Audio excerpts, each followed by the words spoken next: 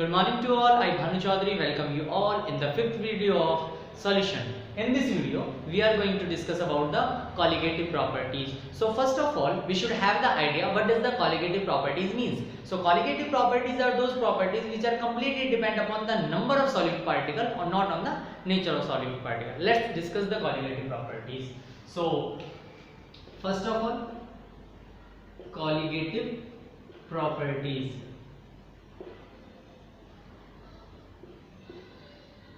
देखिए होता क्या है, अगर आपके पास तीन बीकर रखे हुए हैं और तीनों के अंदर वाटर अवेलेबल है, क्या अवेलेबल है? वाटर। सो मैंने इसके अंदर beaker number first, second and third, beaker number first के अंदर मैंने सॉल्ट ऐड किया है, बीकर नंबर सेकंड के अंदर मैं शुगर ऐड कर रहा हूं एंड बीकर नंबर थर्ड के अंदर मैं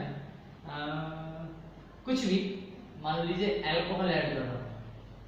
अल्कोहल नहीं, डिस्प्रिन यूज कर लेते हैं, डिस्प्रिन एक मेडिसिन यूज करते हैं। तो देखिए अगर मैं सॉल्ट डाल रहा हूं तो ये पानी जो है नमकीन होने वाला है, जो शुगर की वजह से पानी मीठा होने वाला है और डिस्प्रिन की वजह से ये पानी कड़वा होने वाला है। सो अलग अलग पानी का टेस्ट है अलग अलग, लेकिन अगर तीनों की बात की जाए तो तीनों में ना उनमें एक कॉमन प्रॉपर्टी आएगी। कॉमन प्रॉपर्टी है बॉइलिंग पॉइंट। तीनों का बॉइलिंग पॉइंट बढ़ जाएगा, तीनों का फ्रीजिंग पॉइंट कम हो जाएगा। और अगर मैं और सॉल्ट ऐड कर दूं तो बॉइलिंग पॉइंट और बढ़ जाएगा, और शुगर ऐड कर दूं तो भी बॉइलिंग पॉइंट और बढ़ जाएगा, और डिस्प्रिन डाल दूं तो भी बॉइलिंग पॉइंट और बढ़ जाएगा। कहने का मतलब ये है कि जैसे जैसे नंबर ऑफ कंपोनेंट्स यानी कि नंबर ऑफ कंपोनेंट्स बढ़ा रहा हूं तो क्वांटिटी बढ़ा रहा हूं कंपोनेंट की, तो उसका जो बॉइलिंग पॉइंट है वो भी बढ़ रहा है। सो ऐसी properties which are completely depend upon the number not on the nature, ऐसी प्रॉपर्टीज को हम कॉलिगेटिव प्रॉपर्टीज बोलते हैं। तो चलिए आगे बढ़ते हैं कॉलिगेटिव प्रॉपर्टीज में।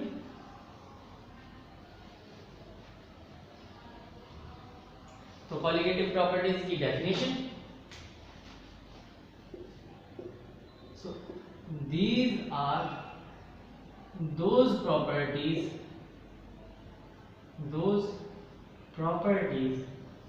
of solution which are completely depends upon the number of solute particle not on the nature of solute particle,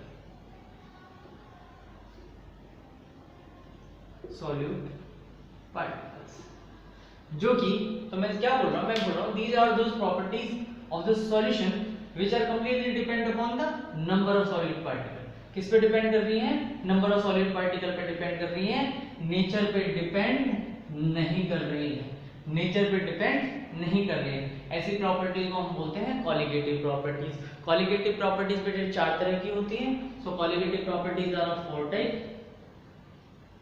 first colligative properties को हम बोलते हैं relative lowering in vapour pressure. Second colligative property है elevation in boiling point. Third property है depression in freezing point.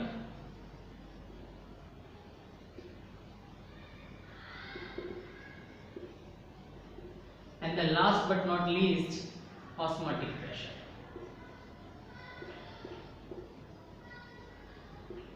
सो हमारे पास colligative properties कितनी होती हैं? चार कॉलिगेटिव प्रॉपर्टी होती है। पहली कॉलिगेटिव प्रॉपर्टी का नाम है relative lowering in vapour pressure.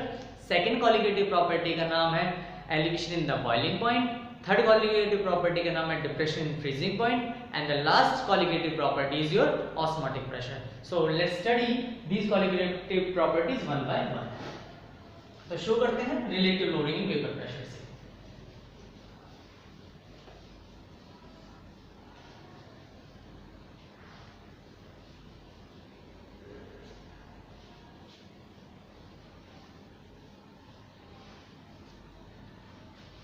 So relative lowering in vapour pressure के बारे में थोड़ा सा जान लेते हैं हम लोग।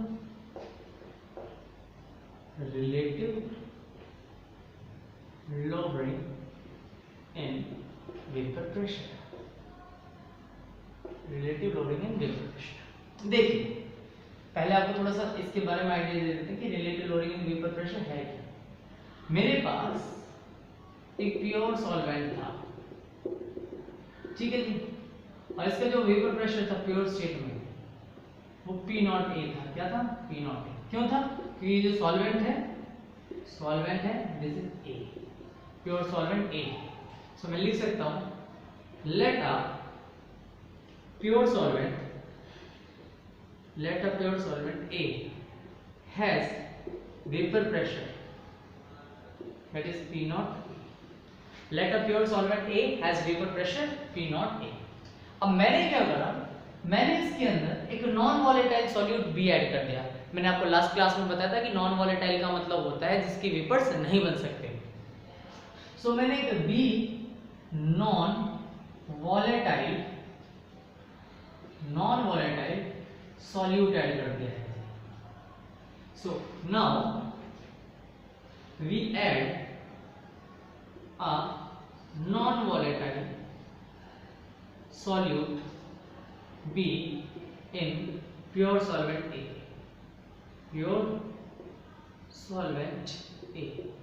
मैंने प्योर सॉल्वेंट A के अंदर एक non volatile solute B add कर दिया। Non volatile solute B add कर दिया। अच्छा, अब जैसे मैंने B ऐड किया तो होगा क्या? इस बारे में बात कर लेते हैं। देखिए मेरे पास ना एक प्योर सॉल्वेंट A था, इसका कुछ वेपर प्रेशर होगा, ऊपर की तरफ जो पार्टिकल्स हैं ऊपर की तरफ मूव करने की कोशिश कर रहे होंगे। अब जैसे ही मैं एक नॉन वॉलेटाइल सॉल्यूट ऐड करता हूं, जैसे ही मैं यहां कुछ नॉन वॉलेटाइल सॉल्यूट ऐड करता हूं, तो नॉन वॉलेटाइल सॉल्यूट का काम होगा, नॉन वॉलेटाइल सॉल्यूट का काम ये होगा कि खुद के तो वेपर प्रेशर नहीं बन रहे हैं, खुद तो ऊपर की तरफ नहीं मूव कर रहा है, लेकिन जो लिक्विड के पार्टिकल, जो सॉल्वेंट के पार्टिकल्स के वेपर्स बन रहे हैं उनको और रोकेगा। मान लीजिए ये हाथ है नॉन वॉलेटाइल सॉल्यूट के पार्टिकल्स है और जो नीचे ये वाला पोर्शन है ये वॉलेटाइल है, तो ये पार्टिकल्स ऊपर जाना चाहते हैं, लेकिन ये पार्टिकल खुद तो ऊपर नहीं जा रहा है, लेकिन दूसरे पार्टिकल को रोक रहा है, तो वेपर प्रेशर के अंदर कुछ चेंज आएगा। सो जैसे ही शुरुआत में वेपर प्रेशर P0A था, जैसे ही मैंने non volatile solute B add कर दिया तो मेरे पास एक नया वेपर प्रेशर आएगा जिसको हम TS बोलते हैं, यानी कि vapour pressure of solution. Now vapor pressure of solution that is equal to PS, and PS is equal to PA plus PB, हम जानते हैं। और रॉल्स लॉ बताता है PA is equal to P0A XA while P0B is equal to P0B XB, but as B is non-volatile, it has no vapor pressure.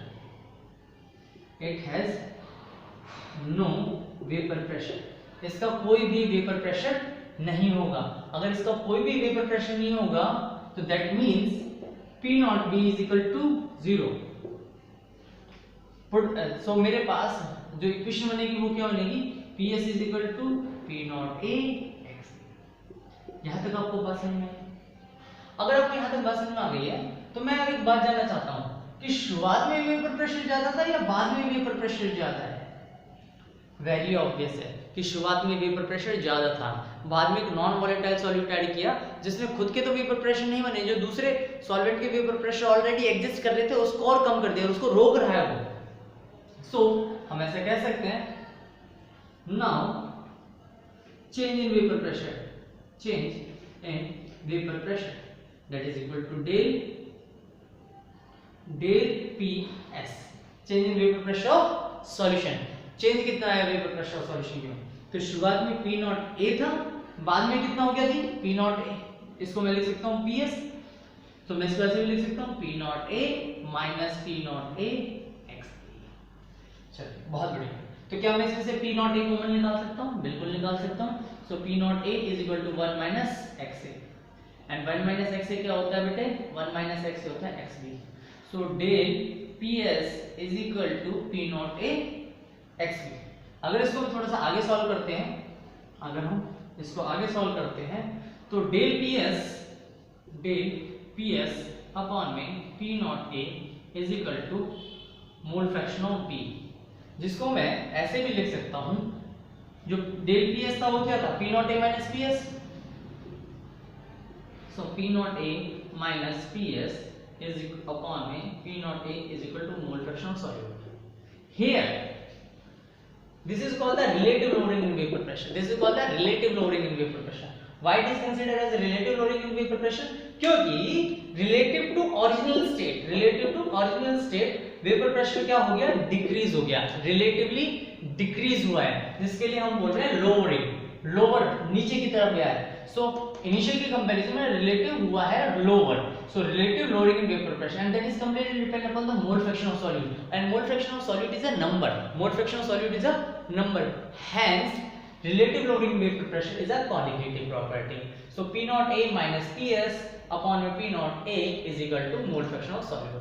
So this is all about the relative loading in vapor pressure. I hope आपको समझ में आ गया होगा. तो आप लिख लीजिए, इसको समझ लीजिए, आगे बढ़ते हैं. चलिए इसमें थोड़ा सा और जान लेते हैं.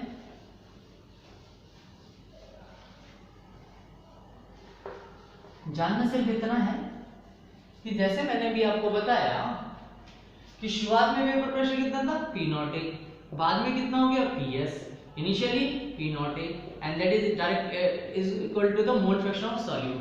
और mole fraction of solute is equal to क्या होता है, mole fraction of solute is equal to होता है number of moles of B upon में number of moles of A plus number of moles of B. Number of moles के लिए आप formula जानते हैं, that is given mass by molar mass.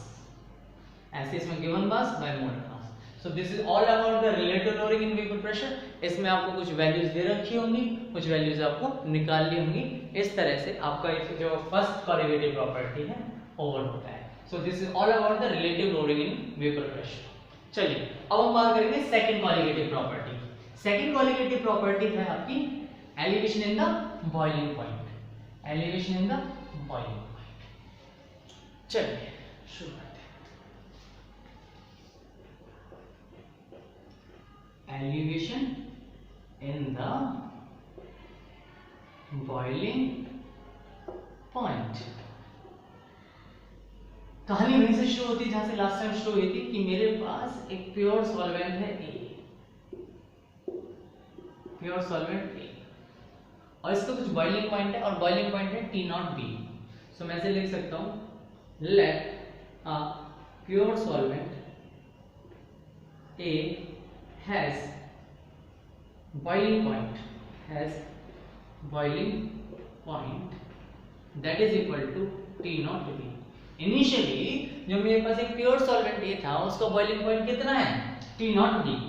अब मैंने क्या करा, मैंने इसके अंदर एक नॉन वॉलेटाइल सॉल्यूट भी ऐड कर दिया, non volatile solute. Now a non volatile solute B is added. अब मैंने एक नॉन वॉलेटाइल सॉल्यूट ऐड कर दिया. अब जैसे नॉन वॉलेटाइल सॉल्यूट ऐड किया है तो खुद के तो वेपर्स नहीं बन रहे, दूसरे के और वेपर्स नहीं बनने देगा. और जब दूसरे के वेपर्स नहीं बनने देगा, बॉइलिंग का मतलब क्या होता है, बॉइलिंग का मतलब ये होता है कि जो वेपर प्रेशर है वो एटमॉस्फेरिक प्रेशर के इक्वल हो जाए. जो वेपर प्रेशर है वो जब एटमॉस्फेरिक प्रेशर के इक्वल हो जाता है तो उसे बॉइलिंग पॉइंट बोला जाता है. तो अब जो ये वेपर प्रेशर है वो नहीं बन पाएंगे. तो जो मेरे पास मुझे ज्यादा एनर्जी देनी पड़ेगी, तो ज्यादा एनर्जी देने का मतलब elevation in the boiling point. ज्यादा एनर्जी देनी पड़ेगी, ज्यादा टेम्परेचर देना पड़ेगा, तो उसका जो वेपर प्रेशर अब मेरी तरफ कम हो गया. वेपर प्रेशर क्या हो गया, कम हो गया. क्यों, क्योंकि खुद के वेपर्स नहीं बन रहे, दूसरे के वेपर प्रेशर को रोक रहा है. तो जो वेपर प्रेशर है उसको एटमॉस्फेरिक प्रेशर में कन्वर्ट होने के लिए ज्यादा हीट देनी पड़ेगी, ज्यादा टेम्परेचर देना पड़ेगा. That's why it is considered as elevation in the boiling point. So now a non volatile solute B is added. Non volatile solute add करने के बाद हमारे पास जो बॉइलिंग पॉइंट ऑफ सॉल्यूशन आएगा. So boiling point of solution that is equal to TB. Pure state में है solvent तो T नॉट B, और बॉइलिंग पॉइंट सॉल्यूशन है दैट इज T. अब मुझे एक बात बताइए, शुरुआत में बॉइलिंग पॉइंट ज्यादा था या अब ज्यादा है, वेरी ऑब्वियस, शुरुआत में एक कंपोनेंट था, अब दो कंपोनेंट्स हैं। शुरुआत में सिर्फ वॉलेटाइल था, अब नॉन वॉलेटाइल में। नॉन वॉलेटाइल ने क्या करा, वेपर प्रेशर को कम कर दिया। और बॉइलिंग का मतलब होता है कि जो वेपर प्रेशर एटमॉस्फेरिक प्रेशर की हो जाए। तो वेपर प्रेशर को एटमॉस्फेरिक प्रेशर में कन्वर्ट करने के लिए मुझे ज्यादा टेम्परेचर देना पड़ेगा, यानी कि एलिवेशन होगा इन टेम्परेचर, जिसको हम बोल रहे हैं एलिवेशन बॉइलिंग पॉइंट। यानी कि ये वाला बॉइलिंग पॉइंट ज्यादा होगा और ये वाला बॉइलिंग पॉइंट कम होगा। सो हम ऐसे कह सकते हैं, change in boiling point, change in boiling point, that is equal to del TB. So del TB is equal to TB minus T naught B. del TB is equal to TB minus T naught B. इतना होने के बाद मैं आपको एक छोटी सी बात और समझाना चाहता हूँ, और आपको एक सिंपल सी लाइन याद रखनी है। We know by experiment, we know by experiment del TB is directly proportional to molality. Del TB is directly proportional to molality. This is your molality. ठीक है जी। और डायरेक्टली प्रोपोर्शनलिटी के साइन को हटाते हैं तो एक कांस्टेंट आता है जिसको हम एब्यूस्कोपिक कांस्टेंट या मोलल एलिवेशन कांस्टेंट बोलते हैं, that is Kb. This is your molal elevation constant, molar elevation constant, या फिर ebullioscopic constant, scopic constant, ebullioscopic constant. चलिए अब डेल टीवी के लिए क्या है, del TB is equal to KB into molality. अगर ध्यान से देखें मोलैलिटी क्या है, मोलैलिटी जो है एक नंबर है, क्या है, नंबर, जो नेचर पे डिपेंड नहीं करता। सो जो चेंज आ रहा है, जो एलिवेशन हो रहा है, that is completely depend upon the number, hence it is a colligative property. So del T is equal to KB into molality. Molality का फार्मूला क्या होता है, मोलैलिटी का फार्मूला होता है number of moles of solute upon में weight of solvent multiply by 1000। So this is all about the elevation in the boiling point. इसमें आपको वैल्यूज डालनी होगी, सिंपल सिंपल से क्वेश्चंस होंगे जो आप इजीली कर सकते हैं। और अगर कोई डाउट आता है तो आप मुझे कमेंट बॉक्स में पूछ सकते हैं। So that is for elevation in the boiling point. Now I would like to talk about the depression in freezing point.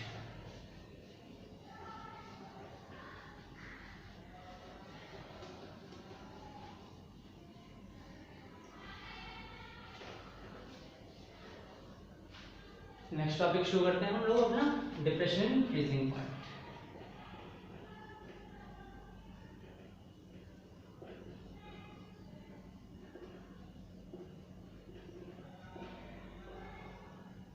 Depression in freezing point का मतलब क्या होता है बेटे, शुरुआत ऐसे होती है कि आपके पास फिर से एक प्योर सॉल्वेंट है A,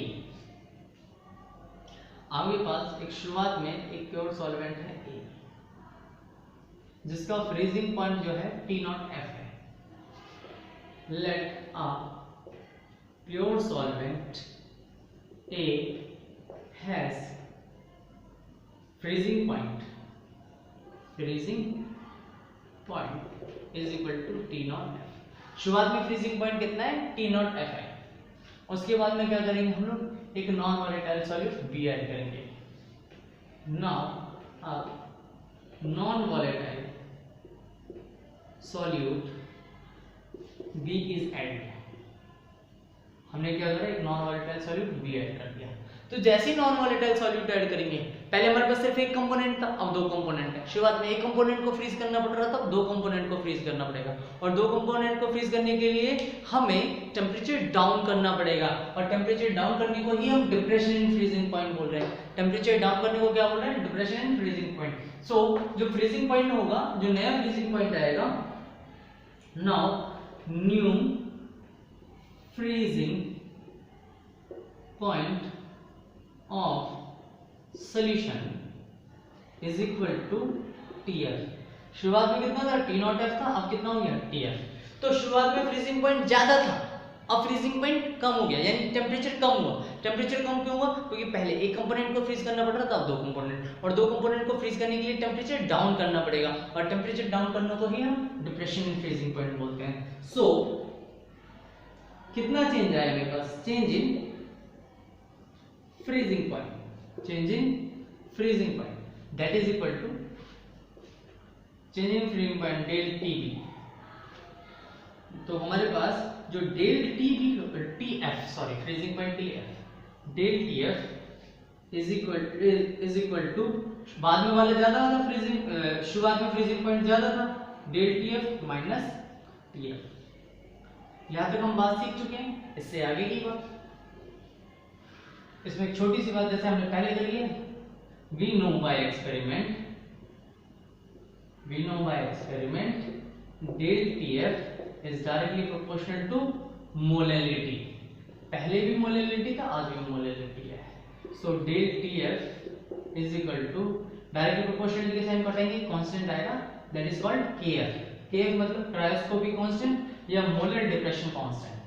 तो इसको हम बोलेंगे मोलर डिप्रेशन कांस्टेंट या फिर क्रायोस्कोपिक कांस्टेंट।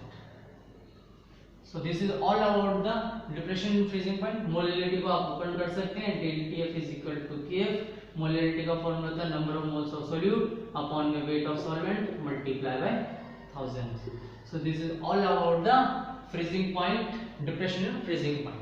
सो वैल्यूज डालनी होंगी, क्वेश्चंस आपके हो जाएंगे। अगर कोई रह जाता है सो आप मुझे कमेंट बॉक्स में लिख सकते हैं और पूछ सकते हैं। सो this is all about the depression in freezing point. अब मैं आपको दो ग्राफ बताने वाला हूं, एलिवेशन इन बॉइलिंग पॉइंट के लिए and depression in freezing point के लिए। देखिए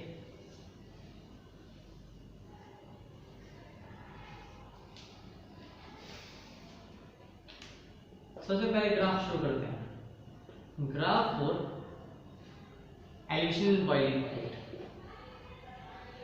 एलिवेशन इन बॉइलिंग पॉइंट होता क्या है, सिंपल सी बात है कि यहाँ पे आपका वेपर प्रेशर लिखा हुआ है और यहाँ पे आपका टेम्परेचर है।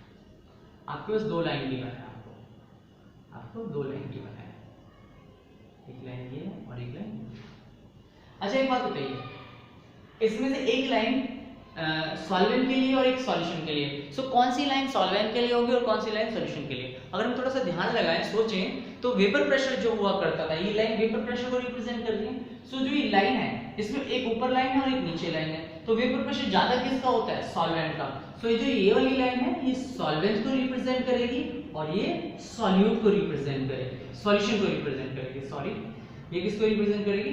सॉल्यूशन को रिप्रेजेंट करेगी। सो यहाँ पे जाके ना, यहाँ पे जाके बॉइलिंग पॉइंट लिया जाएगा क्योंकि एटमॉस्फेरिक प्रेशर है। तो vapour pressure become equal to atmospheric pressure, तो बॉइलिंग पॉइंट आ जाता है। ठीक है जी। तो यहाँ पे टेम्परेचर है आपका। So this point is your boiling point, this points are boiling point. अगर मैं इसे एक लाइन ड्रॉ करता हूँ, अगर मैं एक लाइन ड्रॉ करता हूँ तो ये किसको रिप्रेजेंट करेगा? सॉल्वेंट। सॉल्वेंट मतलब प्योर स्टेट में T नॉट B। अगर मैं ये वाली लाइन रिप्रेजेंट करता हूँ that is TB, that is TB। So इन दोनों का जब चेंज होगा दैट इज डेल TB। तो डेल TB क्या होना चाहिए? Del TB is equal to greater minus TB minus T not B। So this is all about the elevation in the boiling point, elevation in the boiling point. तो इस तरह का graph होगा आपका elevation in the boiling point के लिए। I hope आपको ये बात भी समझ में आ गई होगी। नेक्स्ट ग्राफ करते हैं। नेक्स्ट ग्राफ है आपका, जो आपका नेक्स्ट ग्राफ है that is depression in freezing point, depression in freezing point. Depression in freezing point में भी सेम बनेगा। यहाँ पे आपका वेपर प्रेशर है और यहाँ पे आपका टेम्परेचर है नीचे। एक्सिस एक्सिस में आपका टेम्परेचर है एंड वाई एक्सिस में आपका वेपर प्रेशर है। दो लाइंस ड्रॉ कर दी हैं मैंने। जो अपर वाली लाइन होगी वो किसको रिप्रेजेंट करेगी? वो सॉल्वेंट को रिप्रेजेंट करेगी। लोअर लाइन रिप्रेजेंट करेगी सॉल्यूशन को। अगर दोनों की बात की जाए तो जो ये है सॉल्वेंट, ये फ्रीजिंग पॉइंट को रिप्रेजेंट कर रहा है और ये वाला पॉइंट भी फ्रीजिंग पॉइंट को रिप्रेजेंट कर रहा है। तो ये सॉल्वेंट के लिए यानी कि प्योर स्टेट में that is T not F and this is your TF। और जो इन दोनों का डिफरेंस होगा that is del TF। So del TF is equal to is equal to T naught F minus TF. So this graph is for the depression in freezing point. I hope आपको सारा clear हो रहा होगा. चलिए अब next show करते हैं. Next last qualitative property, that is osmotic pressure. But before we know the atmospheric osmotic pressure, we should know the osmosis. देखिए होता क्या है. अगर मेरे पास कोई एक बैग है, इसमें सेमी परमेबल मेम्ब्रेन लगी हुई है और ये आपके पास बैग के अंदर सॉल्यूशन है. सॉल्यूशन बोले तो solvent plus solute, solvent plus solute, और बाहर सिर्फ आपके पास सॉल्वेंट है. बाहर सिर्फ आपके पास सॉल्वेंट है, अंदर क्या है solvent plus solute.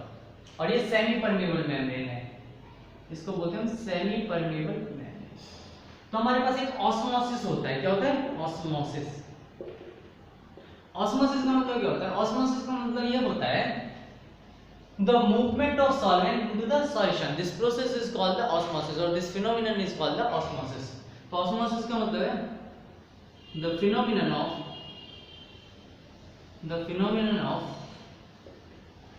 movement of solvent into solution through semi permeable membrane is called osmosis. और ऐसा होता क्यों है.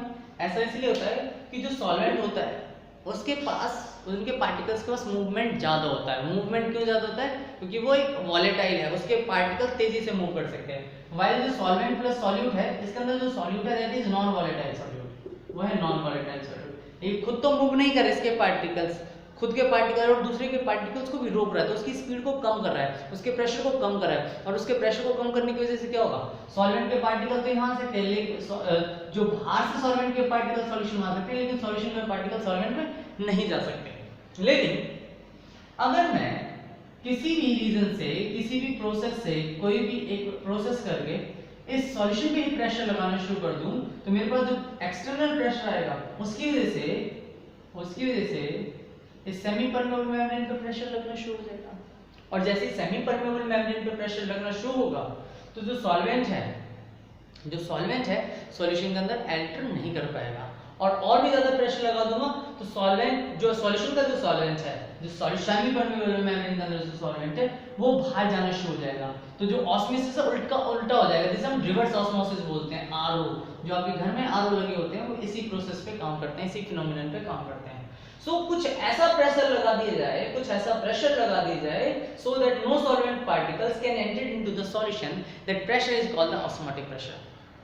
So osmotic pressure की definition क्या होगी. osmotic pressure, जिसको हम रिप्रेजेंट कर रहे हैं पाई से, the pressure applied on the solution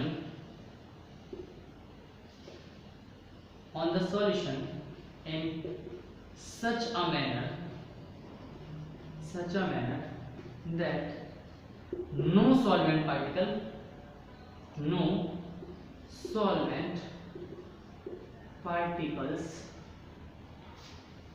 can enter into the solution through semi permeable membrane. The pressure is called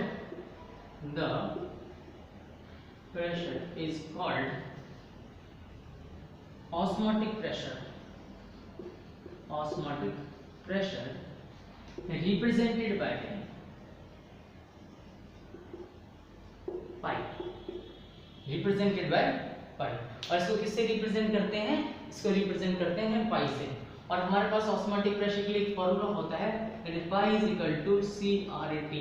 C आप जानते हैं, that is molarity, R is your gas constant and T is your temperature.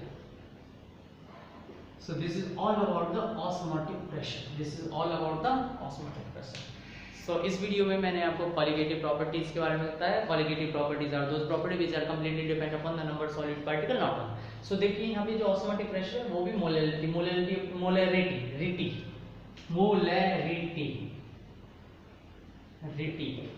तो जो molarity है वो अपने आप एक नंबर है। गैस कांस्टेंट अपने आप एक नंबर है 8.314 जूल पर केल्विन पर मोल, ठीक है। सो this is also depend upon the number not on the nature, hence it is a colligative property. So that's it for today. Thank you very much.